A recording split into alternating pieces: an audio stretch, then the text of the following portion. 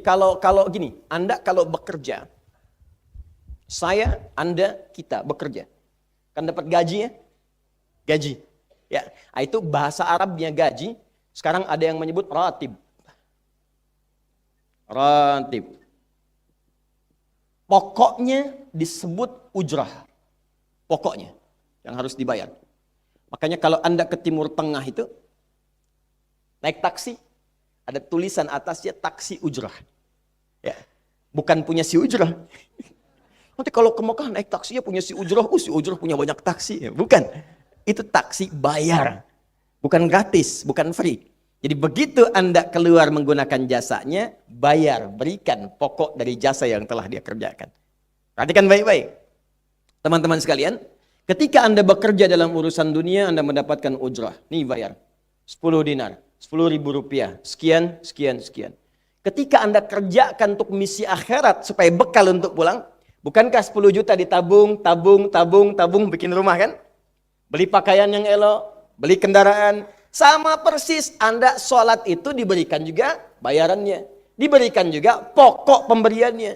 Anda puasa diberikan pokoknya. Baca Al-Quran dikasih bayarannya. Namanya pahala. Dalam bahasa Al-Quran disebut ajrun namanya. Dunia ujrah, akhirat ajrun. Lahum ajrun ghairu mamnun. Ajrun.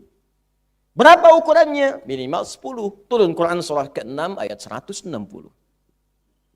Ya, kita keluarkan supaya terukur. Ya.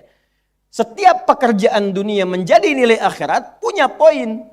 Pekerjaannya disebut hasanah namanya. Ya.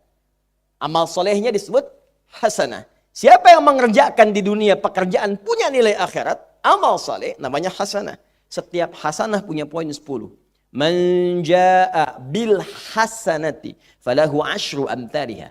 Siapa yang mengerjakan perbuatan di dunia dan punya nilai akhirat, bekerja dikerjakan karena Allah mencari yang halal. Tuliskan poinnya. Salat, tuliskan poinnya. Setiap pekerjaan 10.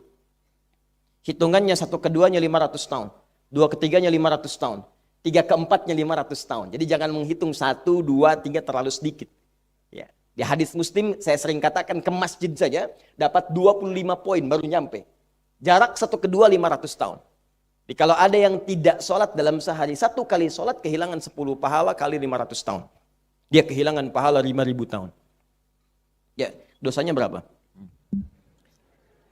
Nah, makanya sering kita bermohon begini, ya Allah, jadikan semua perbuatan duniaku punya nilai akhirat, supaya ditampakkan di akhirat. Di hasanah dunia ini akan ditampakkan saat dihisab di akhirat. Makanya sering kita katakan, ya Al-Baqarah ayat 201, wa minhum may yaqulu rabbana atina fid dunya.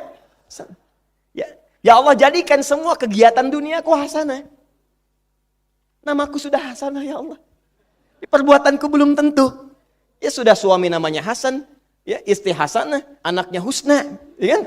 Yang laki-laki Husain. Semua kumpul, tapi kalau pekerjaannya tidak demikian menjadi amal soleh, nggak terkumpul ini. Ya, dan akhirat pun nampakkan lagi hasanahnya. Maka diteruskan ayatnya, wa fil akhirati hasanah. Makanya saat di akhirat itu ditampakkan, faman ya'mal mithqala dzarratin khairan yarah. Ya, makanya kalau mau mithqal, yang khairan yarah. Jangan yang syarran yarah.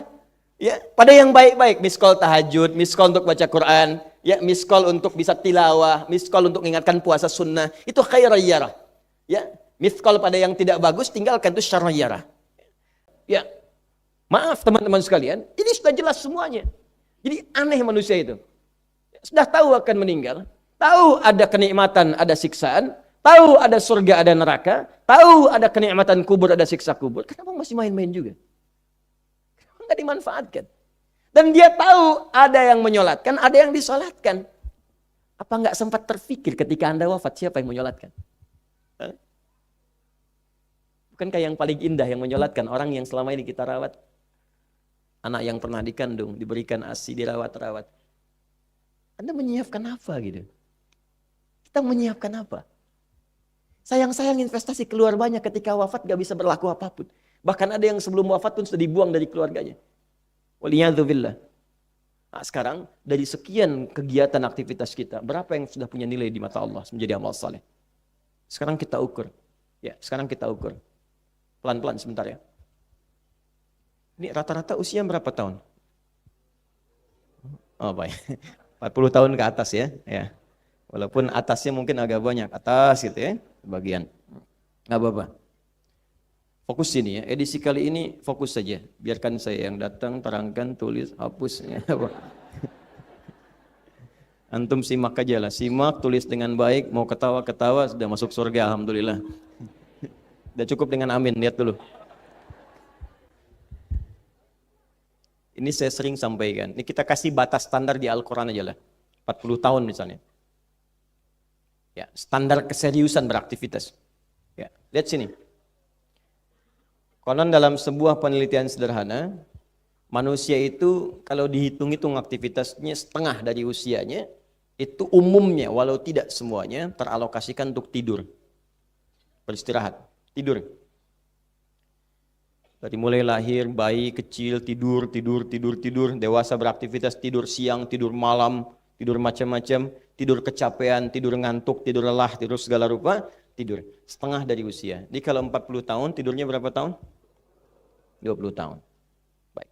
Sisanya beraktivitas, ya, nah itu berapa tahun? 20 tahun. Jadi di sini kalau kita hitung, ya kalau beriman, alhamdulillah kita sholatnya, puasanya, baca Qur'annya, tapi juga kerjanya, tertawanya, candanya, macam-macamnya, 20 tahun. Dari 20 tahun ini, berapa yang jadi aktivitas ibadah? Yang jadi ibadah berapa? Ya, jangan terlalu pesimis, ya ambil 10 tahun misalnya. 10 tahun ibadah. Nah, jadi di sini, taruhlah sholatnya, baca Qur'annya, puasanya, dan sebagainya, sedekahnya, infaknya. Apakah semua ibadah itu langsung diterima? Belum tentu. Syaratnya ikhlas. Wa ma umiru illa liya'budullaha mukhlishina lahuddin. Quran surah 98 ayat 5. Pertanyaannya, dari ibadah yang kurang lebih 10 tahun ini, berapa tahun yang ikhlas? Ya, ambillah tengah-tengahnya 5 misalnya kan? 5 tahun. Ini yang ikhlas, insya Allah. Yang ikhlas kurang lebih 5 tahun. Jadi usia 40 tahun ini, yang produktif amalan yang kurang lebih harapan kita diterima oleh Allah insya Allah 5 tahun. Dosanya berapa tahun?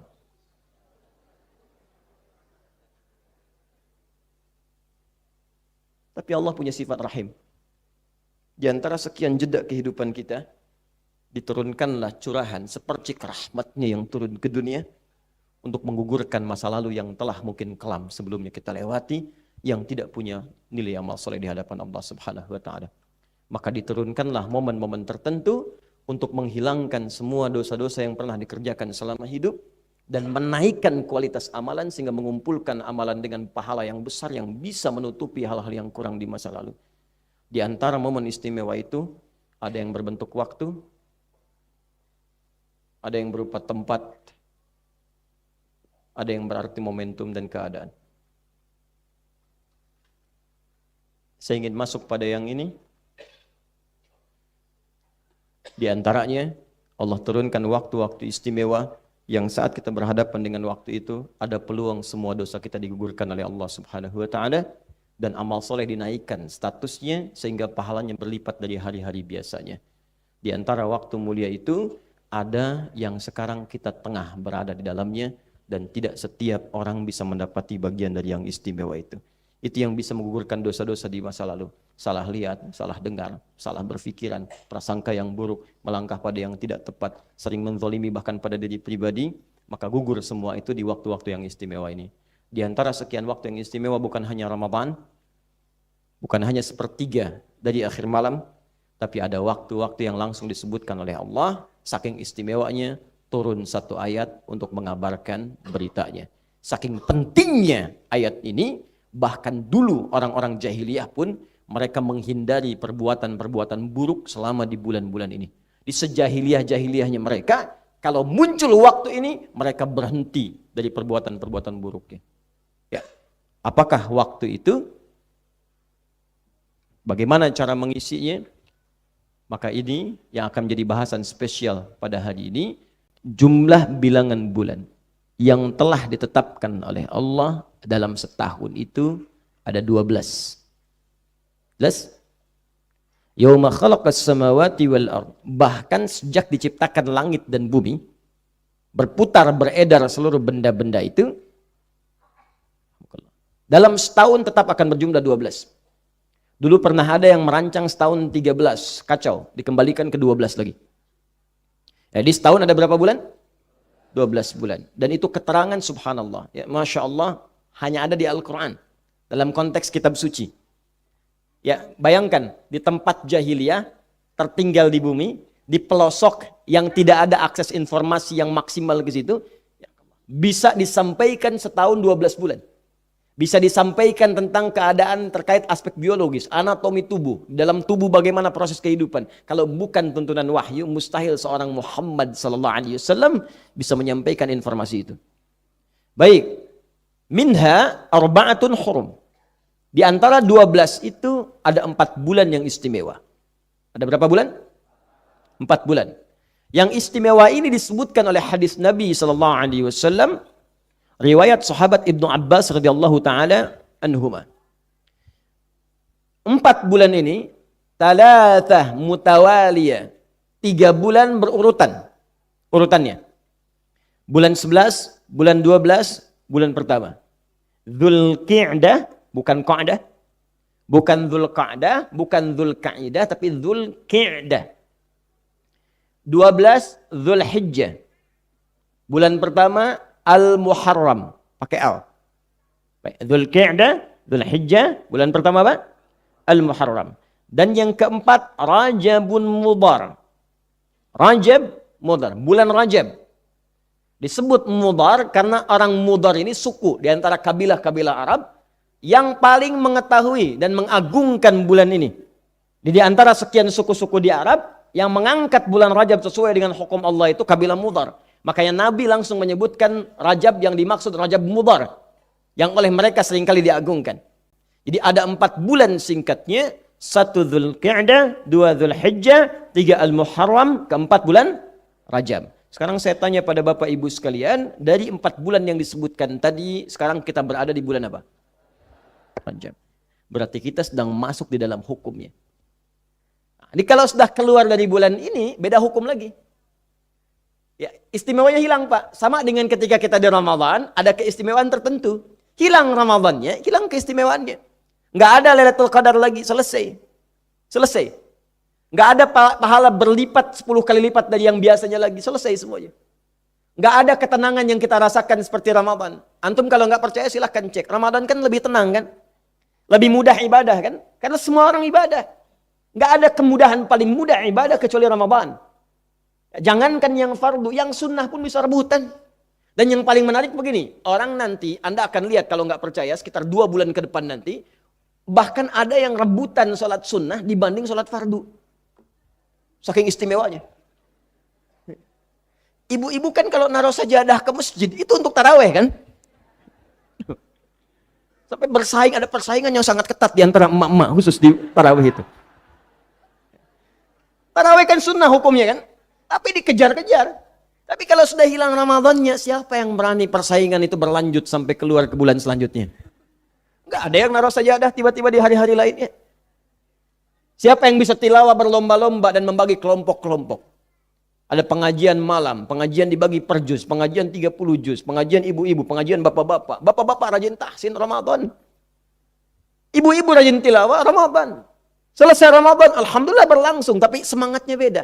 Hilang Ramadannya, hilang kesempatannya. Rajab pun punya keistimewaan yang kalau selesai Rajabnya hilang keistimewaannya.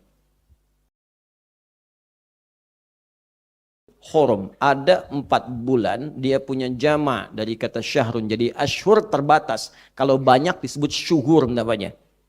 Ashur, hanya 4 bulan saja yang punya sifat hurum, menjamakkan dari yang tadi. Selain jamak kepada bilangan ashur, menjamakkan fungsi ini. Jadi di bulan itu teman-teman sekalian, ada peluang bagi kita untuk menggugurkan dosa-dosa di hadapan Allah Subhanahu wa taala seperti orang mengenakan pakaian ihram dilatih saat dia menunaikan umrah atau haji. Jadi di sini bahkan ada yang menyebut Syahrul Rajab, Syahrul Hurum, Syahrullah, bulan khusus yang diistimewakan Allah Subhanahu wa taala. Bulan ini punya potensi untuk menggugurkan dosa-dosa di hadapan Allah.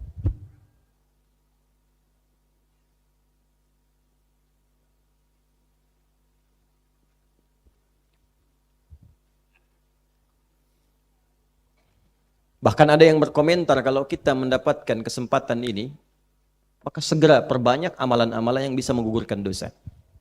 Karena peluangnya lebih tinggi. Beda waktunya, tadi saya katakan, ada Ramadan, ada tengah malam, ini Rajab. Istimewa ini. Jadi ada peluang menggugurkan dosa. Jadi cari amalan-amalan yang dengan mengerjakan amalan itu dosa gugur. Apa diantaranya? Yang keluar lewat lisan, istighfar. Perbanyak istighfar. Perbanyak istighfar. Astagfirullah, astagfirullah, astagfirullah, astagfirullah. Latihan dulu. Saking pentingnya istighfar, itu setiap sholat. Selesai sholat, istighfar kita. Itu kalimat pertama kan? Assalamualaikum warahmatullahi wabarakatuh. Assalamualaikum warahmatullahi wabarakatuh. Astagfirullah. Astagfirullah. Astagfirullah. Yang paling singkat. Allahumma antas salam, minkas salam, tabarakta ya dzal jalali wal ikram. Itu yang paling singkat. Astaghfirullahalazim alladzi la ilaha illa huwal hayyul qayyum wa atubu ilaih. Istighfar. Istighfar, istighfar, istighfar. Ya, latih. Mumpung Rajabnya ini panjang, latihan. Kapan latihan terbaik? Ba'da tahajud, sebelum subuh. Disebut ashar, waktunya sahar namanya. Jamaknya ashar. Itu yang disebutkan di Quran surah 51 ayat 18. Wabil ashari hum yastaghfirun. Ada orang yang berlatih istighfar di setiap penghujung malam sebelum subuh. Astaghfirullah. Quran surah 51 ayat 18. Astaghfirullah, astaghfirullah, astaghfirullah, astaghfirullah. Itu diisyaratkan oleh Al-Quran. Kalau terbiasa begitu, gugur dosa-dosanya. Bahkan diisyaratkan ada penghuni taman surga yang beraktivitas di bumi. Apa rangkaian amalnya? Rajin istighfar setiap sebelum subuh. Nanti dia akan berkumpul dengan 4 golongan lain yang disebutkan di Quran surah ke-3 ya, Ali Imran di ayat ke-16 itu. Sabirina was-sadiqina wal-qanitina wal-munfiqina wal-mustaghfirina bil ashar. Wal-mustaghfirina bil ashar. As-sabirina orang sabar, was-sadiqina orang jujur, wal-qanitina orang khusyuk dalam salat, wal munfiqina orang rajin infak, wal mustaghfirina bil ashar, dan rajin istighfar, suka latihan istighfar di waktu sahar, waktu menjelang subuh. Itu akan dikumpulkan di satu surga yang sangat istimewa. Sangat istimewa dan memperoleh ridha Allah Subhanahu wa taala saat pulang kembali ke akhirat. Ya, istighfar. Istighfar. Kalau mau dispesifikan, cari jenisnya seperti saya ajarkan dulu. Misal, istighfar dari dosa diajarkan dari istighfarnya Nabi Adam. Quran surah ke-7 ayat 23. Rabbana zalamna anfusana wa illam taghfir lana wa tarhamna lanakunanna minal. Ayo Pak, Bu, hidupkan bulan Rajab ini istighfar. Rabbana zalamna anfusana wa illam taghfir. Tapi gini, caranya kalau istighfar merasa ingin membebaskan dari dosa, berarti merasa punya dosa. Diingat-ingat dosanya sambil istighfar. Sehingga kalimat itu tidak hanya keluar di lisan secara formalitas, tapi masuk ke hati untuk mengoreksi diri. Ingat dosa mata apa? Salah lihat. Melotot sembarangan pada pasangan hidup, melotot pada orang tua, lisan berkata yang tidak benar pada orang tua, pada tetangga, dan istighfari mata. Sampai ketika mata itu diistighfari, mata itu tak sanggup melihat yang buruk-buruk lagi. Istighfari lisan, sampai dengan diistighfari lisan itu, lisan tak sanggup berkata yang kotor lagi. Artinya diterima tuh istighfarnya. Ada istighfar dalam beraktivitas, pekerjaan. Mungkin bersaing yang tidak sehat. Bahkan bersaingnya sehat, cuma dapat ujian dari Allah. Tender kalah lagi, padahal Anda yang jujur, dirampas orang, Anda yang dizolimi. Tapi Anda nggak sabar sampai menyimpulkan, ya Allah kenapa harus saya? Ya Allah kapan berakhir? Ya Allah kenapa saya pengen hijrah tapi ujiannya begini ya Allah? Ya Allah kenapa saya pengen berubah tapi ditimpa musibah terus-terusan? Bukan cuma Anda, Cepi. Alladzi qala fihi jalla wa ala, seperti Allah sampaikan, wa may yurid fihi bil hadin bi dzulmin nudhiqhu min adzabin alim. Orang yang sengaja berbuat maksiat di daerah haram, kami akan timpakan siksa yang pedih kepadanya. Kalau perlu kami turunkan bonusnya di dunia. Tambahkan. Ya, walanudhiqannahum bil adzabil adna dunal adzabil akbar. Kami timpakan yang bonus kecil dulu supaya paham nanti ada yang besar kemudian hari kalau dia enggak tobat. La'allahum yarji'un. Mudah-mudahan dia balik tobat. Makanya orang yang sengaja berbuat maksiat di bulan Rajab itu seperti orang digambarkan oleh alim ulama kita seperti orang yang sengaja berbuat maksiat di Biladul Haram, negeri-negeri haram. Awas, hati-hati, tinggi, bahaya. Wa min huna ya qala hibrul ummati wa turjumanul qur'ani, berpendapat memberikan fatwa ya penanya umat dan terjemahan Al-Quran, ahli Quran Orang paling berilmu di antara umat manusia, di antara sahabat-sahabat Nabi SAW, Abdullah bin Abbas radhiyallahu ta'ala anhuma. Ibnu Abbas, semoga Allah meridai beliau dan kedua orang tuanya, fi tafsir qaulihi ta'ala, ketika menafsirkan firman Allah Subhanahu wa taala, Quran surah 9 ayat 36, fala tazlimu fihinna anfusakum, kama rawat Tabariyu, seperti mana Imam At-Tabari meriwayatkan dalam tafsirnya, fi kullihinna thumma ikhtassallahu min dzalika arba'ata ashhurin faj'alahunna haraman wa 'azzama hurmatihinna wa ja'ala adh-dhanba fihinna a'zam wal 'amal as-salih wal ajra a'zam. Itu yang seperti yang saya terangkan tadi. Maka ditafsirkan oleh beliau, berbuat maksiat itu ditinggalkan di setiap bulan. Cuma ketika dikhususkan bulan Rajab dan 3 bulan yang lainnya, ini menunjukkan ini istimewa. Kalau ada yang sengaja maksiat di bulan itu, maka dosanya 2 kali lipat dari sebelumnya. Kalau ada yang berbuat baik, maka pahalanya 2 kali lipat dari sebelumnya. Jadi kalau standar pahala tadi 10, kalikan 2 kali lipat. Hitungan-hitungan manusia begitu. Di sekarang sholat 20, baca Quran 1 huruf 20. Wallahu a'lam realnya bagaimana, tapi isyaratnya terbaca demikian seperti keterangan para ulama kita. Wallahu taala a'lam bissawab. Paham? Ya, bulan apa sekarang? Tanggal berapa? Maka ingat ketentuannya, Rajab istimewa tidak? Baik, maka di antara istimewa itu ada 3 amalan yang dimaksimalkan. 1, berusaha introspeksi diri dengan banyak istighfar. Yang kedua, tingkatkan amal soleh. Sekarang bikin kurikulumnya ya, dari sekarang. Kira-kira ada apa saja dari siang sampai malam, itu maksimalkan.